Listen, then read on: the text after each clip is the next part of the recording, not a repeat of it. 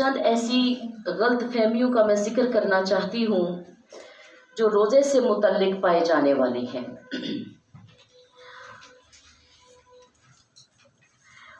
اس میں یاد رکھیں، اس سے انشاءاللہ تعالیٰ آپ کی معلومات میں بھی بہت زبردست جو ہے وہ اضافہ ہوگا، اور پھر اس کے بارے میں جو پائی جانے والی غلط باتیں ہیں آپ جب یہ سمجھیں گے کہ ان کا حقیقت سے کوئی تعلق نہیں تو علم میں اضافہ ہوگا۔ اور چلتے ہیں ہم اپنے روزے سے متعلق پائی جانے والی کچھ غلط فہمیوں کا ازالہ کرنے کی طرف میں۔ اچھا جی، اس میں اکثر پہلی جو غلط فہمی ہے، الٹی آنے سے روزہ ٹوٹ جاتا ہے، یہ اکثر لوگ کہتے ہیں۔ اب یہ درست مسئلہ کیا ہے کہ از خود جتنی بھی الٹی آئے یعنی کہ قے آئے اس سے روزہ نہیں ٹوٹتا، البتہ اگر کسی نے قصداً ارادتاً ایسا عمل کیا تو پھر روزہ ٹوٹ جائے گا۔ اور ویسے اگر بغیر ارادے کے منہ بھر کے کیا بالٹی بھر کے بھی الٹی آ گئی ہے تو روزہ نہیں ٹوٹے گا، آپ کا بالکل روزہ قائم رہے گا۔ دوسری غلط فہمی کہ حالت روزہ میں احتلام ہو جائے تو روزہ ٹوٹ جاتا ہے۔ درست مسئلہ یہ ہے کہ اگر حالت روزہ میں احتلام ہو جائے تو روزہ نہیں ٹوٹتا۔ تیسری غلط فہمی کہ کچھ لوگ سمجھتے ہیں کہ تھوک یا بلغم کو نگل جانے سے روزہ ٹوٹ جائے گا یا مکروہ ہو جائے گا۔ تو درست مسئلہ کیا ہے کہ تھوک اور بلغم کے جب تک منہ میں ہے ان کو نگلنے سے روزہ نہیں ٹوٹے گا۔ ہاں، منہ سے باہر نکالا، مثلا ہتھیلی پر رکھا اور پھر اس کو نگل لیا تو اس سے روزہ ٹوٹ جائے گا، جو کہ عام صورتحال میں ایسا نہیں بھی برا عمل نہیں بھی کیا جاتا۔ بہرحال یہ بھی غلط فہمی ہم نے دور کر دی۔ اکثر لوگ کی یہ غلط فہمی ہے کہ کچھ لوگ روزے میں تیل، خوشبو یا سرما یا موئے زیر ناف صاف کرنے سے کہتے ہیں جی روزہ ٹوٹ جاتا ہے۔ تو درست مسئلہ کیا ہے؟ درست مسئلہ یہ ہے کہ یہ کام روزے کی حالت میں جائز ہے۔ سرما لگانے سے بھی روزہ نہیں ٹوٹے گا، البتہ کاجل کے حوالے سے جو ہے وہ حکم یہ نہیں آتا، اس لیے کاجل سے پرہیز کرنا چاہیے۔ ایک اور غلط فہمی یہ ہے کہ رمضان میں سحری میں آنکھ نہ کھلی اور سحری کھانا چھوٹ جائے تو روزہ نہیں ہوتا۔ اب درست مسئلہ کیا ہے کہ سحری روزہ کھانے کے لیے شرط نہیں، رات میں نیت کر لی جائے یا پھر نصف النہار سے پہلے نیت کر لی جائے تب بھی ٹھیک ہے، لیکن سحری کا وقت ختم ہونے کے بعد نیت کی جائے تو تین چیزیں خاص مد نظر رکھی جائیں۔ اول یہ کہ روزہ بند ہونے کے بعد سے نیت کرنے تک قصداً کوئی منافی روزہ کام مثلا کھانا پینا وغیرہ نہ کیا ہو۔ دوم یہ کہ یہ نیت کرے کہ میں روزہ بند ہونے کے وقت سے روزے سے ہوں، اور تیسرا یہ کہ نصف نہار کے بعد نیت نہیں ہو سکتی، یعنی کہ اگر آپ نے نیت کر کے سو گئی کہ میں نے روزہ رکھنا ہے اور آپ نہیں اٹھ سکی، آپ کی آنکھ نہیں کھلی تو آپ کا روزہ ہو جائے گا۔ ایک اور غلط فہمی وہ یہ ہے کہ رات میں غسل فرض ہو جائے تو اب روزہ شروع ہونے کے بعد کلی یا ناک میں پانی ڈالنا یا افطار کے وقت ہی ڈالیں گے۔ تو درست مسئلہ بھی سن لیجئے کہ روزہ شروع ہونے سے پہلے کسی بھی وجہ سے غسل فرض ہو یا روزے میں احتلام ہو جائے تو غروب کا انتظار نہیں کریں گے۔ روزہ کی حالت میں نہانا ہو تب بھی غسل کے تمام فرائض ادا کیے جائیں گے۔ پورے جسم پر پانی بہانے کے ساتھ ساتھ غسل میں کلی کرنا اور ناک کے پورے نرم حصہ میں پانی پہنچانا فرض ہے۔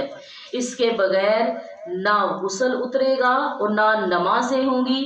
یاد رہے کہ روزہ ہو تو گرگرہ نہیں کریں گے، اور عام دنوں میں بھی گرگرہ غسل کا فرض یا کلی کا حصہ نہیں۔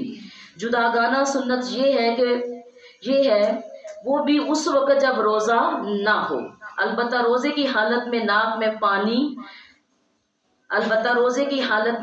میں پانی سانس کے ذریعے اوپر کھینچنے کی بھی اجازت نہیں۔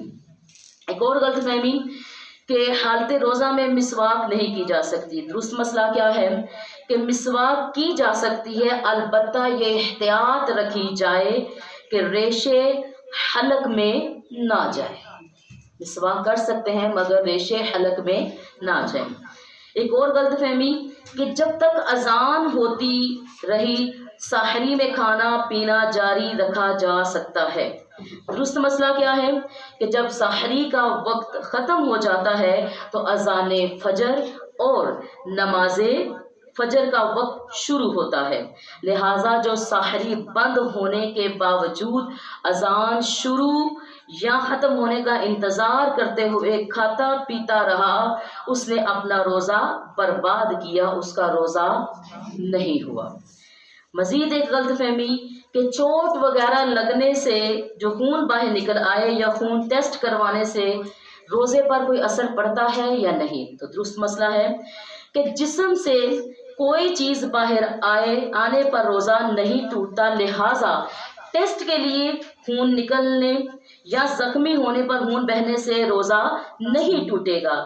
روزہ کسی چیز کے براہ راست ذریعے سے جوف، معدے یا دماغ تک پہنچنے پر ٹوٹتا ہے، البتہ جن صورتوں میں جو صورتیں مستثنیٰ ہیں جیسا کہ روزہ یاد ہوتے ہوئے جان بوجھ کر منہ بھر کے کہہ آنا، اس سے روزہ نہیں ٹوٹتا۔ ایک اور غلط فہمی یہ ہے کہ روزے میں لوگ اکثر کہتے ہیں کہ انجیکشن لگانے سے روزہ ٹوٹ جائے گا۔ درست مسئلہ کیا ہے کہ اگر اس سوچ کو ان علماء کی پیروی کی وجہ سے جن کا موقف یہی ہے تو ٹھیک ہے، البتہ جو قوی اور مضبوط ایمان والی دلائل ہیں ان کی روح سے انجیکشن لگانے سے روزہ نہیں ٹوٹتا، خواہ نس یعنی کہ وین میں لگایا جائے یا گوشت یعنی کہ مسل میں لگایا جائے۔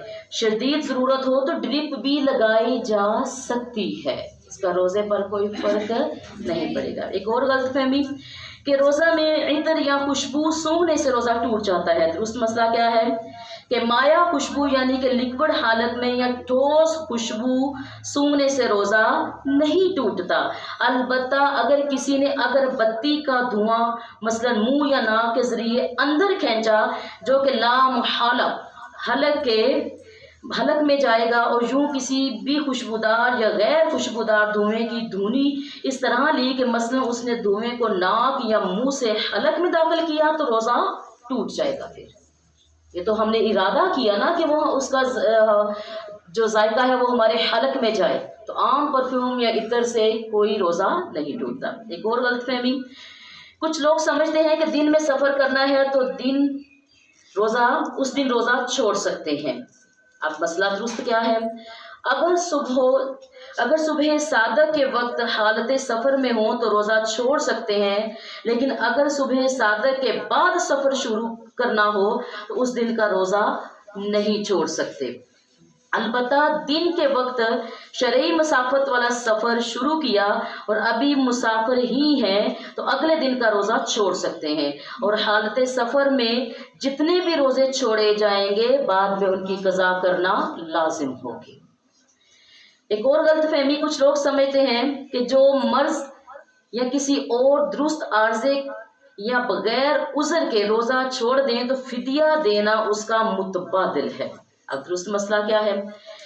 امام والی و مفتیان یہ کہتے ہیں کہ ایسا سمجھنا درست نہیں، روزہ کسی بیماری کی بنیاد پر ترک کیا ہو یا بغیر کسی عذر کے، پہلا مرحلہ یہ ہے کہ اس روزے کے بدلے روزہ قضا کرے۔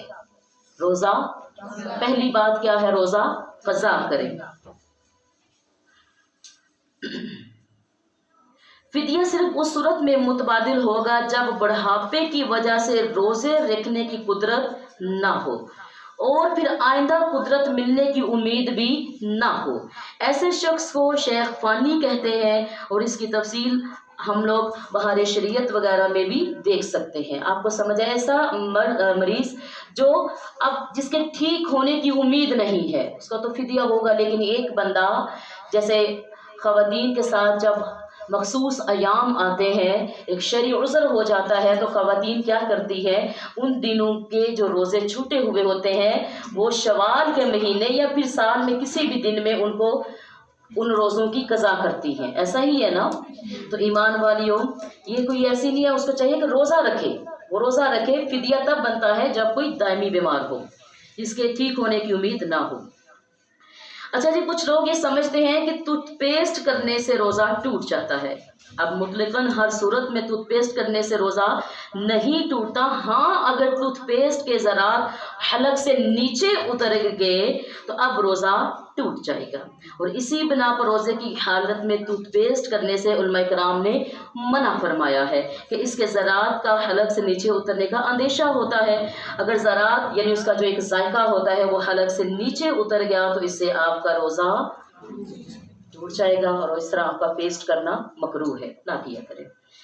ایک اور غلط فہمی، کچھ لوگ سمجھتے ہیں کہ ہر قسم کا روزہ خواہ فرض ہو، واجب ہو یا نفل، خواہ رمضان کا ہو، ادا روزہ ہو یا قضا، اس کے توڑنے سے کفارہ لازم ہوگا۔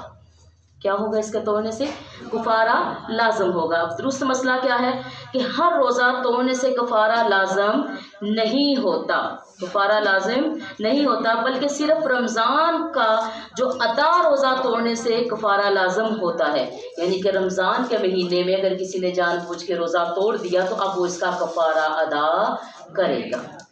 تو رمضان کے مہینے میں رمضان کا روزہ توڑنے کا کفارہ لازم ہوتا ہے، اور اس کی بھی مخصوص شرائط ہیں جو کتب فقہ میں مذکور ہیں، وہ بھی سن لیجئے۔ کچھ صورتیں ایسی ہیں جن میں رمضان کا روزہ توڑنے کا کفارہ لازم نہیں ہوتا، اور کچھ میں کفارہ لازم ہوتا ہے، البتہ قضا کا ایک روزہ رکھنا ہر صورت میں لازم ہے۔ ایمان والی ایک اور غلط فہمی یہ ہے کہ کچھ لوگ سمجھتے ہیں کہ روزے کی حالت میں ٹھنڈک کے لیے نہانا یا کلی کرنا مکروہ ہے۔ اب درست مسئلہ کیا ہے کہ روزے کی حالت میں ٹھنڈک حاصل کرنے کے لیے نہانا یا کلی کرنا، بلکہ پورے بدن کو گیلا کرنا یا کوئی گیلا کپڑا لپیٹ لینا بھی مکروہ نہیں۔ ہاں، اگر پریشانی ظاہر کرنے کے لیے گیلا کپڑا لپیٹا تو مکروہ ہے، کہ عبادت میں تنگ دل ہونا اچھی بات نہیں۔ یعنی کہ آپ نے روزہ رکھا اور آپ اتنی وہ باتیں کر رہے ہیں، جی اتنی گرمی ہے، میں کیا کروں، مجھے بھوک لگی ہے، دیکھو روزہ ہے، اس طرح کی باتیں نہیں کرنی آپ نے۔ یعنی اپنی عبادت سے آپ تنگ ہیں، اور اس چیز کو پسند نہیں کیا گیا کہ آپ عبادت اپنی مرضی سے، روزہ انسان اپنی مرضی سے رکھ رہے نا، تو ایمان والیوں ایسی چیز نہیں کرنی چاہیے۔ ہاں، اگر اس لیے ٹھنڈ اس نے اپنے آپ کو ڈالنے کے لیے کہ گرمی بہت ہے، میں نہا لوں، میں کلی کر لوں، میں گیلا کپڑا لپیٹ دوں، تو اس میں کوئی مذائقہ نہیں ہے۔ ایک اور غلط فہمی، بعض لوگ سمجھتے ہیں کہ روزہ چھوٹ جانے سے جب بھی 7 روزہ بطور کفارہ رکھنا ہوتا ہے۔ جب روزہ چھوٹ جائے تو جب بھی آپ روزہ رکھیں گے تو اس کے ساتھ کفارہ کرنا لازم ہے۔ اب درست مسئلہ کیا ہے کہ روزہ چھوڑ دینے پر اس کی صرف قضا لازم ہے، یعنی ایک روزے کی قضا بعد میں رکھنا ہوگی۔ البتہ بغیر عذر شرعی روزہ چھوڑنا سخت گناہ کا کام ہے۔ ایسی صورت میں قضا رکھنے کے ساتھ ساتھ توبہ بھی کرنا ہوگی۔ ایک اور غلط فہمی، کچھ لوگ سمجھتے ہیں کہ کلی کرتے ہوئے اگر غلطی سے پانی حلق سے اتر جائے تو روزہ نہیں ٹوٹتا۔ درست مسئلہ کیا ہے کہ مطلقاً ایسا سمجھنا درست نہیں۔ درست مسئلہ یہ ہے کہ جب روزہ دار ہونا یاد ہو تو اگرچہ پانی غلطی سے حلق سے اترا ہو تو روزہ ٹوٹ جائے گا۔ آپ کو تو یاد تھا کہ میں روزہ دار ہوں، تو پھر روزہ ٹوٹ جائے گا۔ ہاں، اگر روزہ دار ہونا یاد نہ ہو تو اب اگرچہ پانی جان بوجھ کر پانی حلق سے اتاریں تو روزہ نہیں ٹوٹے گا۔ دوسرے لفظوں میں یوں سمجھیے کہ بھول کر کھانے پینے سے روزہ نہیں ٹوٹتا، لیکن بطور خطا کھانے پینے سے روزہ ٹوٹ جائے گا۔ آپ کو سمجھ آ گئی نا اس بات کی؟ اللہ کے نبی صلی اللہ علیہ وسلم نے فرمایا نا، اگر کوئی جان بوجھ کے بھی جس کو اپنا روزہ دار ہونا یاد نہ تھا اور اس نے کھا پی لیا تو اس کا کھانا اور پینا اللہ کی طرف سے ہے، یعنی اس کا روزہ نہیں ٹوٹے گا۔ ایک اور آخری غلطی، یہ چند غلط فہمیاں میں نے آپ کے سامنے رکھی، اور ایک آخری جو ہماری غلط فہمی اکثر لوگوں کو ہوتی ہے وہ یہ ہے کہ بعض لوگ سمجھتے ہیں کہ حاملہ اور دودھ پلانے والی جو عورت پر روزہ فرض نہیں ہے۔ درست مسئلہ کیا ہے کہ اگر حاملہ اور دودھ پلانے والی عورت روزہ رکھنے پر قدرت رکھتی ہو تو اس پر بھی روزہ رکھنا فرض ہے، روزہ رکھنا فرض ہے۔ ہاں، اگر روزہ رکھنے سے اپنی یا بچے کی جان کو نقصان پہنچانے کا صحیح اندیشہ ہو تو اس صورت میں وہ رمضان کا روزہ چھوڑ سکتی ہے۔ لیکن جتنے روزے چھوڑے گی وہ بعد میں ان روزوں کی قضا بھی کرے گی. سمجھ آیا؟ وہ حاملہ، وہ دودھ پلانے والی قضا بھی کرے گی. ایمان والیوں یاد رکھو، روزہ ایک بیسٹ چیز ہے، نہ صرف یہ فزیکلی بلکہ اسپرچولی، سائیکولوجیکلی، ہر حوالے سے روزہ ایک ہمارے لیے بیسٹ جو ہے وہ انعام ہے اللہ تعالیٰ کا. اور سب سے بڑی بات دیکھو کہ اللہ تعالیٰ کے اس کرم کو ہر بندہ جو روزہ دار ہوتا ہے وہ خود اپنی ذاتی خواہش پہ رکھ رہا ہوتا ہے. حکم الہی تو ہے اس کے فوائد، لیکن انسان کی خواہش ہے نا کہ وہ اللہ کا حکم ہے تو وہ اس حکم میں اپنی ذاتی مرضی کو شامل کر کے اللہ کے سپرد اس عمل کو کر دیتا ہے کہ میں نے اللہ کی رضا کی خاطر روزہ رکھا. تو کتنی خوبصورت یہ اللہ تعالیٰ کا کتنا خوبصورت انعام ہے. تو یہ جو میں نے چند غلط فہمیاں کہیں، ان کو دیکھیے گا کہ اگر کبھی آپ کو ایسی غلط فہمی کا سامنا کرنا پڑے تو جو چیزیں آپ کو بتائی ہیں ان کو سامنے رکھ کر اپنے اس معاملے کو، اس پریشانی کو آسان کیجیے گا. فی امان اللہ. السلام علیکم ورحمۃ اللہ.